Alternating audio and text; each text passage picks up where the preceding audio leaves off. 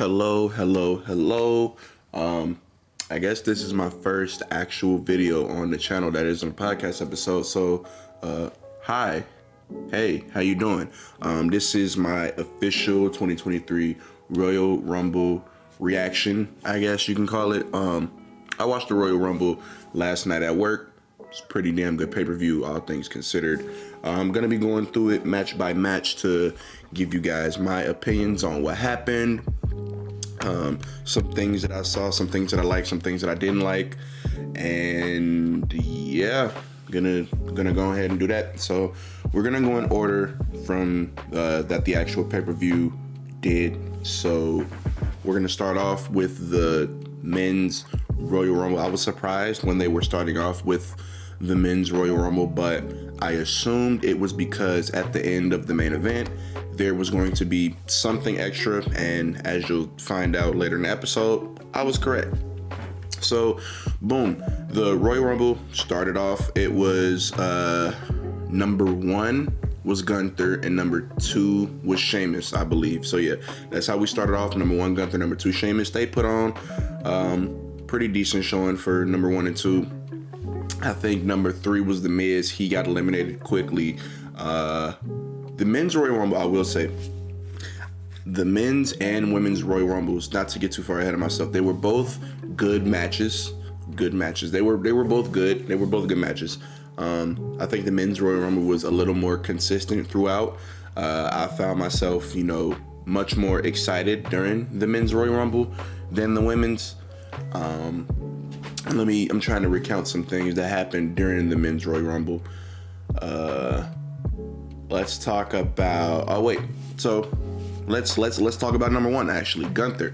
Gunther put on a very, very, very impressive performance. He stood in the ring at number 1 for 70 minutes.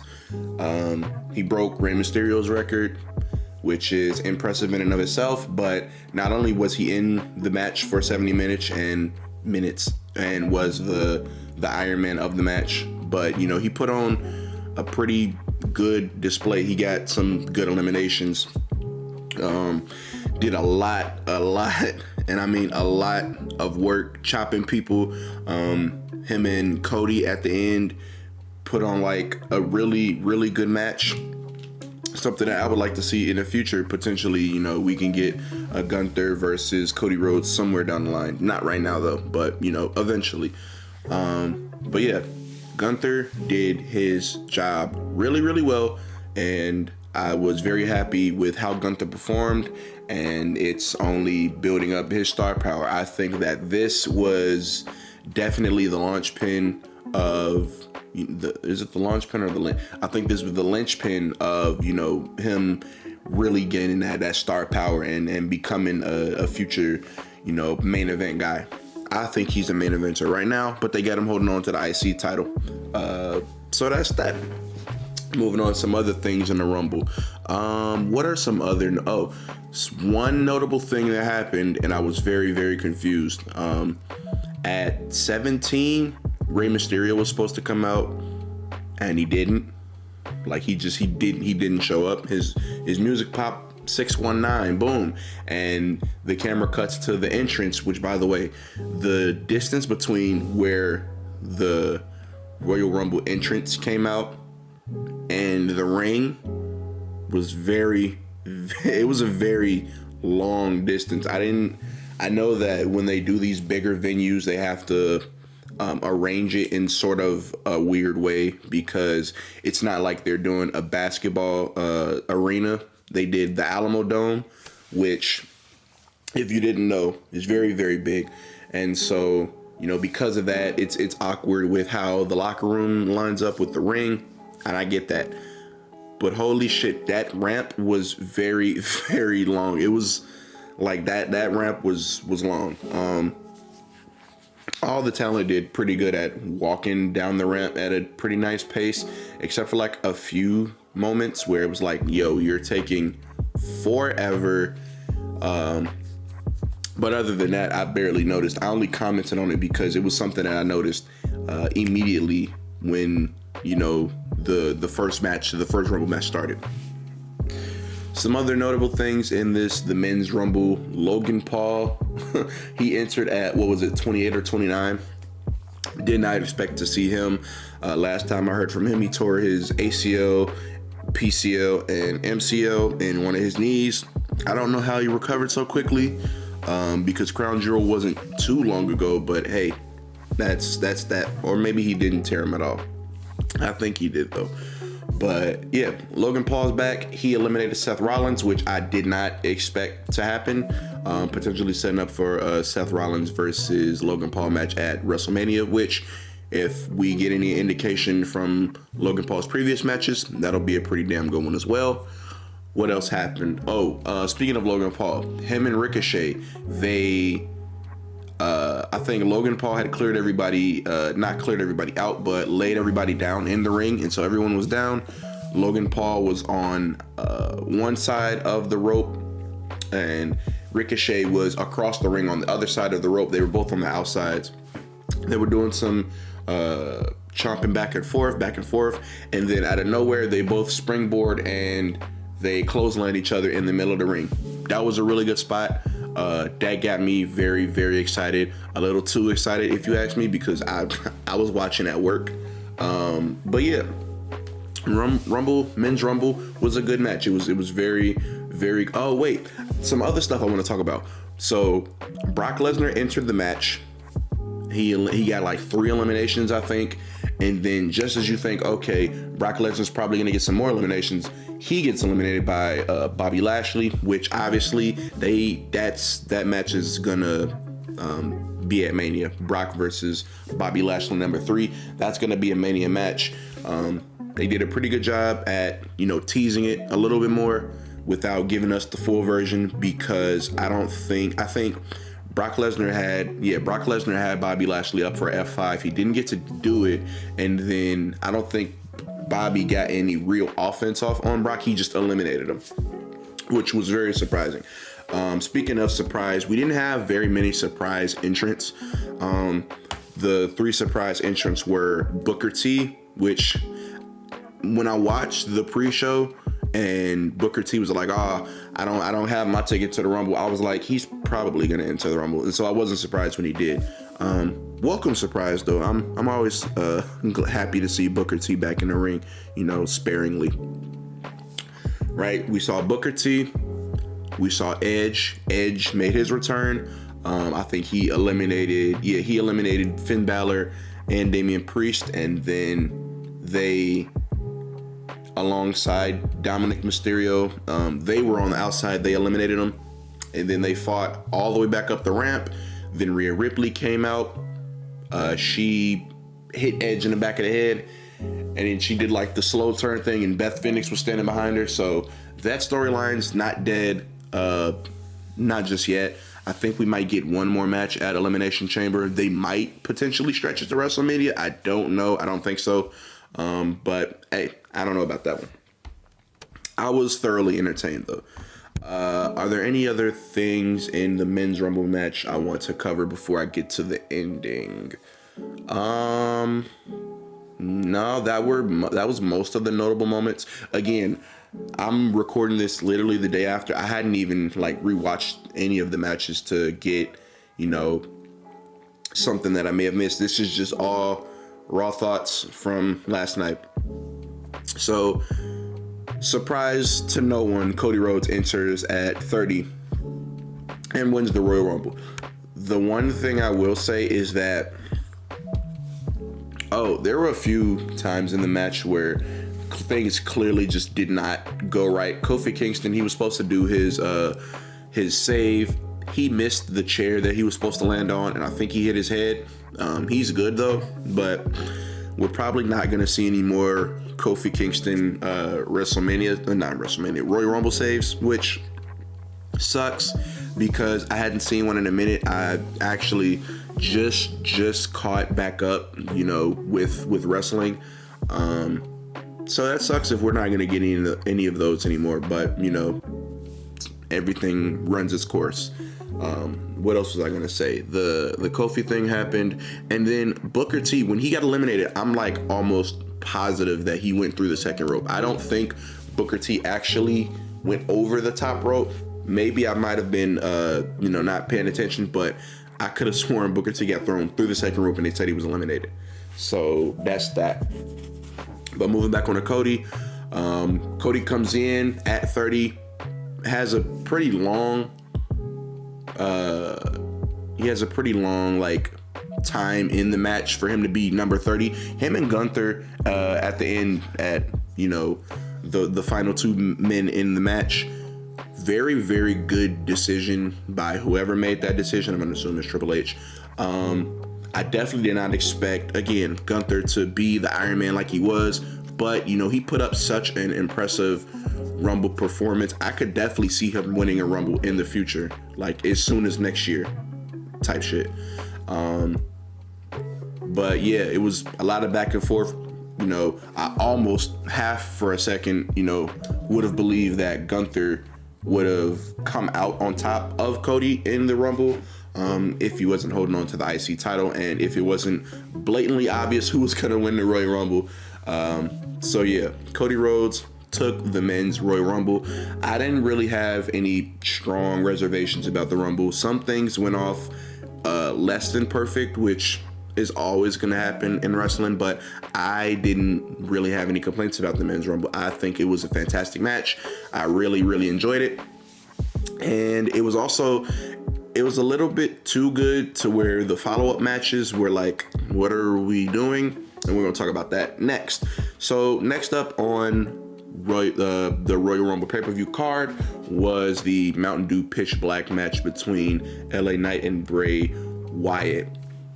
Didn't know what the hell a Mountain Dew Pitch Black match was going to be. Turns out all they did was turn the lights off, and every LA Knight, he was wearing glow-in-the-dark tight trunks and boots.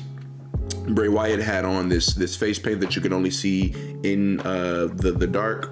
They had a big dumbass Mountain Dew logo in the middle of the ring, which I did not like. And the ring, the ropes were glow in the dark. And they did this spot with the table. I think, who went through the table? Bray Wyatt went through the table. And when he went through the table, there were these little specks of glow in the dark, whatever. I don't know. It was an underwhelming match, if I do say so myself, because they really heavily advertised the Mountain Dew Pitch Black match as if it was going to be something that we had never really seen. I mean, granted, it was something we hadn't seen, but it was just a glow-in-the-dark match. So I don't know why they advertised it so heavy. Also don't know why this needed to be Mountain Dew sponsored, but it was, so that's that, whatever. After the match, it ended pretty quickly with one Sister Abigail to LA Knight. Bray Wyatt defeated him. Then Bray Wyatt took him somewhere behind I don't know if it was behind, I forget where exactly he took him, but after the match, Bray Wyatt wasn't done with LA Knight. He's beating his ass somewhere. They go somewhere backstage, or not backstage, but like somewhere in the arena that isn't the ring. Bray Wyatt puts LA Knight on some sort of, I think it's a table or something like that. And then he looks up at Uncle Howdy. Uncle Howdy is above LA Knight, standing over him, like 6, 7, 8, 9 feet above him. And then he jumps down onto LA Knight. LA Knight definitely misses LA Knight, by the way.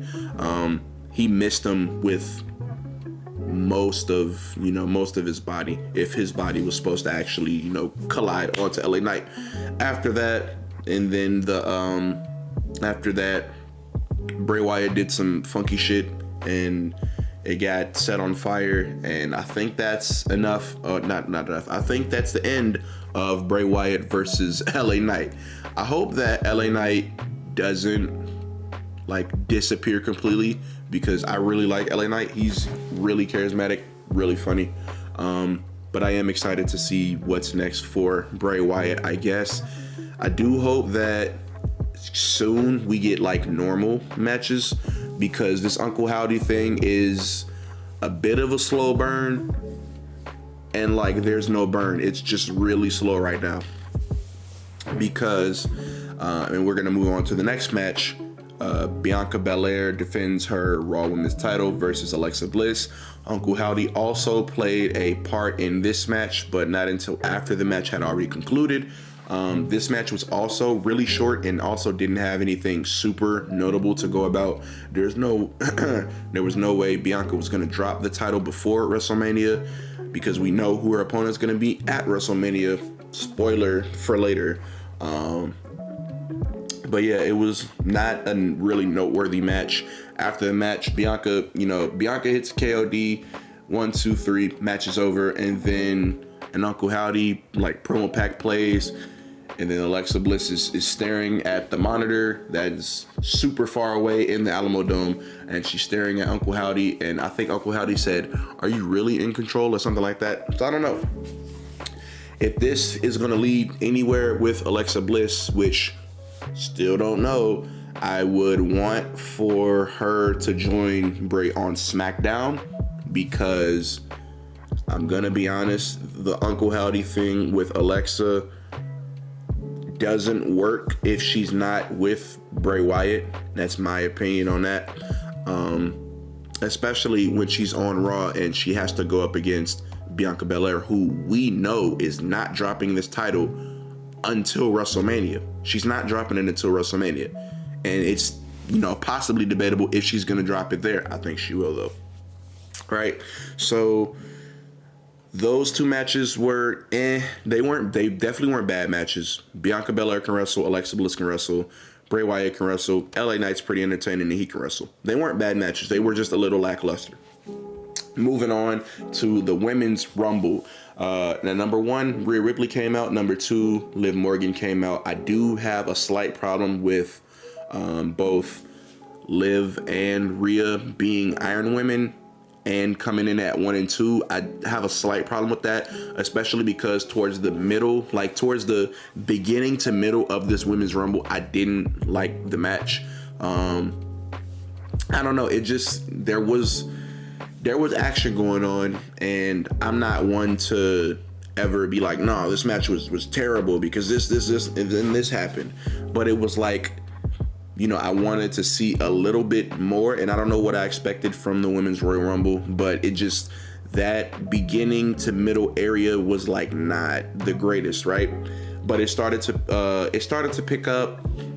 Wait, let me see. So Bayley had come out at like 6, and then I think Dakota Kai had come out at 9. Io Sky came out at 10. Shortly after that, after Becky had come and entered the Royal Rumble, that was when the match had picked up a lot because Damage Control was basically taking over the entire match. That's not why I found it boring, though. Not boring, but that's not why I somewhat lost interest.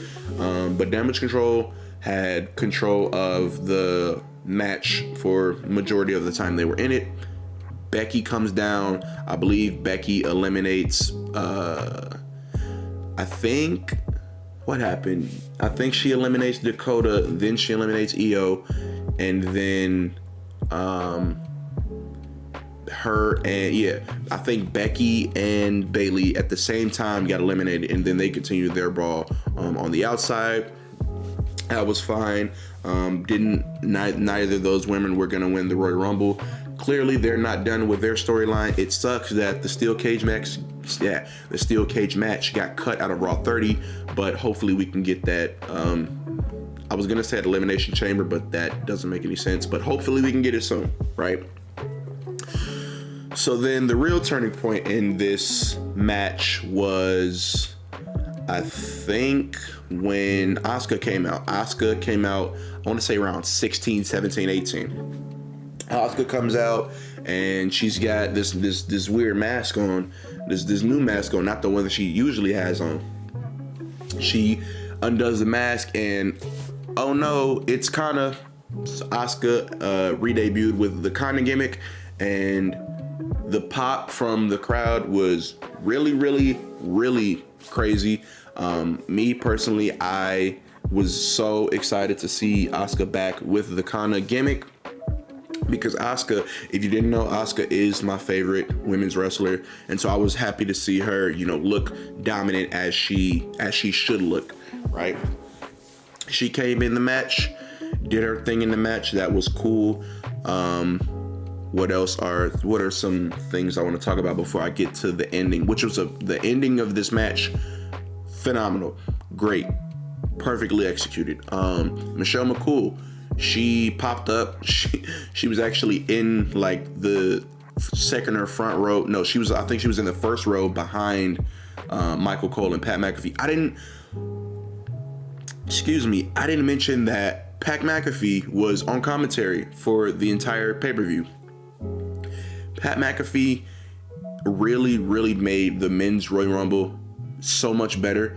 Him on commentary, he's fucking hilarious. Him and Michael Cole got beautiful chemistry. It's almost like ridiculous how much they have, but we're not talking about that right now. Michelle McCool, she was in like the first row. She had on the sweater, unzipped the sweater, hopped her ass in the ring. That was cool. I think she got 1 or 2 eliminations. So that's nice. What else happened in this match? Piper Niven. Piper Niven re-debuted with her name, Piper Niven. They dropped the Doudrop name, thankfully. And, she put on a pretty impressive performance as well. I didn't know what to expect from her because she hadn't been I hadn't seen her on any of the main roster shows in maybe a month or two. And so she re-debuted with that, which is nice. The Women's Rumble used a lot of NXT talent, and the Men's Rumble, I don't think, used any NXT talent. Some notable entrants from NXT were Roxanne Perez, who I think Roxanne Perez was the one to eliminate both Becky Lynch and Bayley, but don't quote me on that. I don't remember 100%.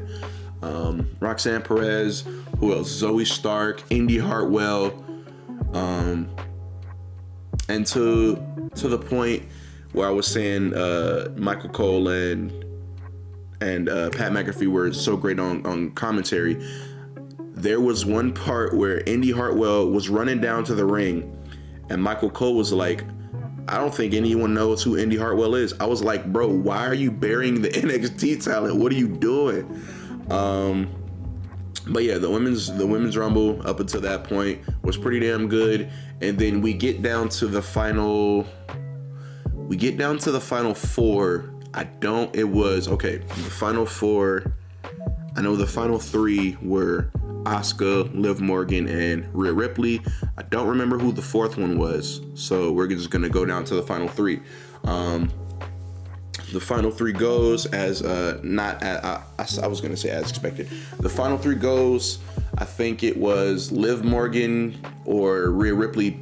I think no, both of those women went over the top rope, but hung on to the apron. Then Asuka joined them on the apron. Rhea Ripley was sandwiched between the two.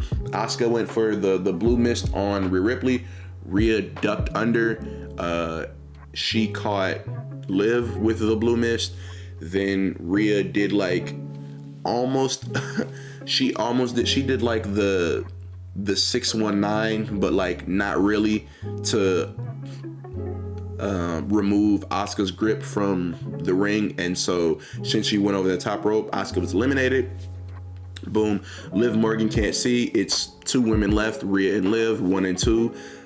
She still can't see because she's blinded. She's what is she doing? She's trying to feel for Rhea's hands to loosen her grip because, again, she can't open her eyes. She can't see because of the blue mist. What else happened? Oh, before that happened though, Rhea slipped, and so she slipped. She's hanging on to the top rope with both her hands. Liv is trying to desperately to, release her hands from the top rope, and then Rhea uses her legs to take Liv Morgan off the apron, and boom, that's how she wins. The ending was really, really good, really well executed. I actually thought Rhea potentially could have lost because the way she slipped on the apron, very believable. If it wasn't planned, it certainly looked like it was. So yeah, that's how the women's Rumble ended. I was, in the middle of the Rumble, I was like, man, this is like not it. But they picked it up so much towards the end. Both Rumble matches I enjoyed very, very thoroughly. And now we get into the main event of Royal Rumble. We have Kevin Owens versus Roman Reigns for the undisputed WWE Universal Championship. The match itself, I'm not even going to comment on the match itself, because the match itself, it was a good match. It was Roman Reigns. It was versus Kevin Owens. They know how to put on good matches. I will say there was one spot where Kevin Owens, I believe, was going for a jump up moonsault from the second rope. He was going to jump from the second rope to the third rope and then do a moonsault. He lost his footing and Roman Reigns got out the way, but KO still, because he fell, he slipped and fell, and KO still hit him with part of the moonsault even though he fell. But besides that, the match went off without a hitch. Really good match, standard KO match, good KO match, standard Roman match, good Roman match. The drama didn't come until after the match had ended, right? So Roman Reigns ends the match with a spear. He ends it with a spear, but during the match, he pushed Kevin Owens into the referee. He then hits Kevin Owens with a low blow. He tells Sammy, hey, go get a chair. Sammy's like, what do you mean go get a chair? You didn't tell me. You told me to do nothing. And he's like, yo, go get a chair. Sammy gets a chair. He didn't give it to him in time, so Roman couldn't use it against KO. But, that still didn't really end up mattering. Roman retains his titles anyway. After the match, the Bloodline come out. Jimmy, Jay, and Solo, they're all in the ring. They putting hands on Kevin Owens. I think first it's Jimmy, and then it's Jay. And then, out of nowhere, Roman pulls out 2 pairs of handcuffs. We're like, okay, what is he gonna do with these handcuffs? What I expected to happen was, I expected KO to be tied to in the middle of what's it called? Why can't I think of it right now? The turnbuckle. Okay, so what I thought was gonna happen, I thought that they were going to, handcuff Kevin Owens to in the middle of the turnbuckle, have his arms stretched out, and have Sammy hit him with the haluva kick. That's not what happened. They handcuffed him to the top rope, both arms on the top rope. He couldn't go anywhere. He was in the middle of the top rope, right? And then they take turns beating him. And then with the chair that Sammy got from earlier, Roman's about to basically headshot him with a chair. Sammy's like, hey, don't do this. We don't got to do this. He's beaten. This is beneath you. Roman says, you know what? You're right. This is beneath me. You do it. And so he gives Sammy the chair. And Sammy obviously doesn't want to hit he doesn't want to hit KO with the chair. And so he's like, hey, bro, I don't want to do this. And then Roman, he's like, what are you doing? This is not your family. You're bloodline now. I love you. We love you. This is family. This is my ring. This is your ring. Talking all that good shit to Sammy. And he's like, yo, Sammy, do this. And there was one point where right before the climactic ending of this, Roman was like in Sammy's face, like they were headbutting.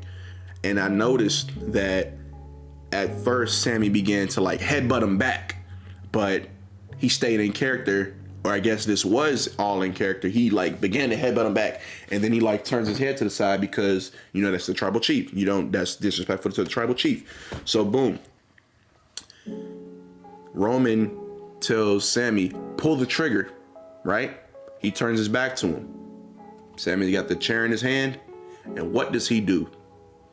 He turns on a Bloodline and he hits Roman with the chair, exactly how Seth hit Roman when they broke up the Shield. And to Roman's credit, he sold it the exact same way as he did the Seth chair shot. So boom, bloodline business ensues. They jump Sammy because what are you doing? You just hit the tribal chief. Except for Jey. Jey Uso did not touch Sami Zayn. He walked out of the ring and he was like, yo, I can't do this. So we don't know what's going on with the Usos yet. We do know that they're still the tag team champs. We do know that. And we also know that technically Sami Zayn is also a tag team champion. But yeah. So that was the ending to Royal Rumble. I knew that with the title, the Universal WWE Universal title match being at the end of the show, that it had to be something else. It couldn't just be Roman retained and we the ones. Like it had to be something else. I'm glad that we got to see Sammy turn on the bloodline this way. This leads to a bunch of different things that they can do. One of which potentially could be Sammy taking one of the titles off of Roman, but that may or may not happen. I don't know. I don't think it's gonna happen, but it could. Overall, my thoughts on the Royal Rumble. I thought this was a really good pay-per-view. I wish we could have gotten a little bit more from the Pitch Black match and and Alexa Bliss versus Bianca Belair. But those were like serviceable matches. The Men's Rumble was probably my favorite Rumble of the two. I did enjoy how that turned out. Although I will say that the Women's Rumble definitely ended much better than the Men's Rumble. And there was nothing wrong with the Men's Rumble ending. It was just the Women's Rumble was really, really good at the end. And the main event was the main event. I'm pleased to see what we saw. And I'm, very much so looking forward to Elimination Chamber in Montreal. If you didn't know, Sami Zayn is, I believe, from Montreal. So expect something to happen there with him. Maybe Roman is involved as well. And yeah. So those are my thoughts on the Royal Rumble. I hope you guys enjoyed this different video from what I usually put out. I'm going to be doing these for pay-per-views in the future. So if you guys like them, then like this video. And yeah, thank you guys for tuning in. This was my 2023 Royal Rumble reactions. And I'll see you guys soon. Peace.